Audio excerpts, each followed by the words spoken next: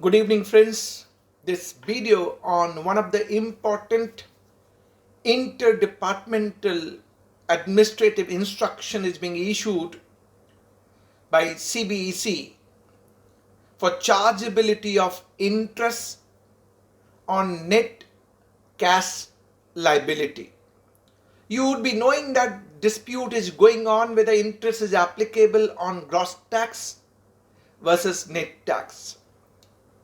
An amendment was made under section 50 of CGST Act and clearly stated that interest to be charged on net tax liability unless any proceedings under section 73 or 74 is being initiated. But we all know that in 39 GST Council meeting held on 14th March 2020, GST Council principally recommended that interest to be charged on net tax liability and that too retrospectively from 1st July 2017. Then a notification 63/2020 dated 25th August 2020 came out, and that amendment which was made under section 50 that was kept pending being notified effective from 1st of September 2020. A dispute and confusion when 39 GST Council has said that interest to be charged on net tax liability, that too retrospectively. So there was hue and cry.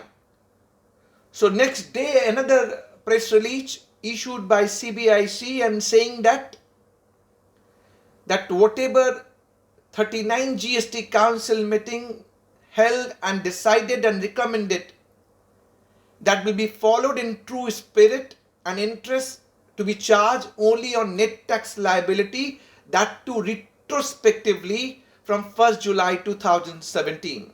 In this regard, this interdepartmental administrative instruction order is being issued to all field formation that no one should demand interest on gross tax. It should be on net tax liability. That too retrospectively from 1st July 2017. And stated, if any so-called notice is being issued for demanding interest on gross tax, that should be kept in call book and should be decided only amendment is being made under section 50 subsection 1, that proviso got notified from 1st September 2020. So they are talking about there would be amendment in the provision, in that proviso under section 50 subsection 1 for applicability of interest with retrospective date July 1, 2017. Until then, if so-called notice is being issued, should be kept in a call book. And that is what Trade, Industry and Commerce is demanding.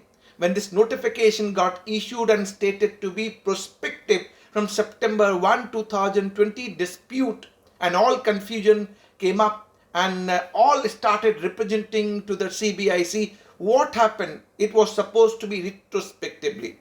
Very well said, this interdepartmental instruction is going to help the taxpayer. That department will not demand interest on gross tax liability. But 2 points still open. The first point, if somebody has paid the interest on gross tax liability, whether he can claim refund or claim of refund would be auto, or we have to file the refund claim for getting interest paid on gross tax liability starting from July 1, 2017. And second, why can't we have simple system and process?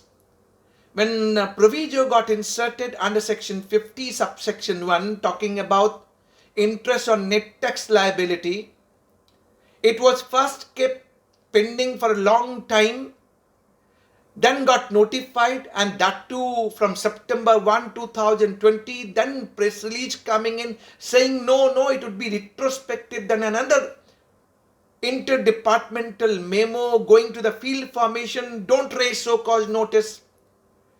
Interest is applicable only on net tax liability. Why can't we could have simple system?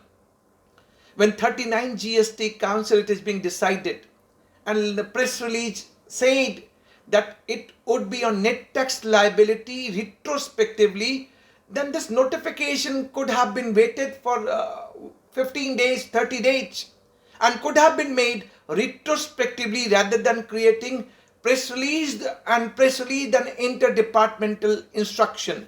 We all are looking for GST to be good and simple.